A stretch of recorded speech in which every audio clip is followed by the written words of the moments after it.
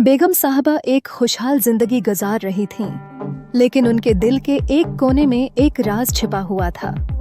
ये राज था चोरी करने का शौक, जो शायद उनके वालिदैन की जिंदगी की मुश्किलात से जड़ा हुआ था। उनके वालिदैन ने अपनी मेहनत से रोजमर्रा की जरूरियात पूरी की और बेशक कुछ चोरी करने के तरीके भी सीखे। बेगम साहबा के अंदर ये चोरी करने की ख्वाहिश बर्बाद होती जा रही थी, क्योंकि उन्हें उसका मौका ही नहीं मिलता था। एक दिन जब बेगम साहबा बाजार गईं, तो एक खूबसूरत गलदान ने उनकी तोजा खींच ली। ये गलदान अपनी चमक और खूबसूरती की वजह से नुमायां था। दुकान के मालिक ने बताया कि ये एक मशहूर आर्टिस्ट ने तैयार किया है। उस गलदान के चोरी करने का ख्याल उनके जहन में आया, जो आन के अंदर की चोर को जगा गया।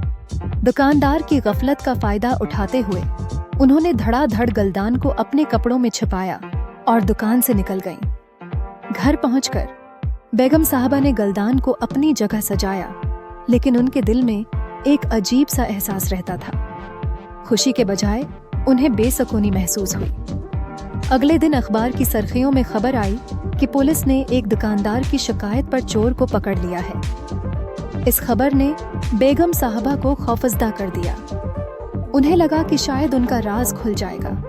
वो बेचैन हो गईं और अपनी इज्जत की खातिर गलदान वापस लौटाने का फैसला किया। रात के सन्नाटे में बेगम साहबा नदामत के एहसास के साथ दुकान के बाहर गईं और गलदान को वहां रख दिया। अगले रोज दुकानदार ने हैरत से देखा कि उसका गलदान वापस आ गया है। पुलिस ने वाक़या की तहकीकात की, मगर कोई सबूत नहीं मिला।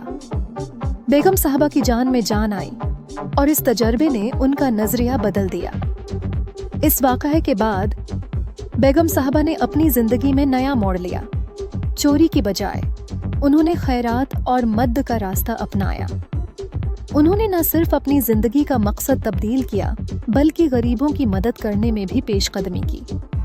बेगम साहबा का दिल अब दोबारा सुकून पा चुका था और वो समझ गई थीं कि सच्ची खुशी खुद को दूसरों के काम आने में छिपी है। चोरी करने की ख्वाहिश, मौका, बाजार, गलदान को चोरी करना, दुकान के मालिक, धोखा, खुशी, बेसुकूनी, गलदान, पुलिस, चोर, खौफ, नदामत, गलदान वापस लौटाना, दुकानदार, हैरत, गलदान, तहकीकात, सबूत, बेगम साहबा, नया मोड़, खैरात, मदद, सच्ची खुशी, दूसरों के काम आना।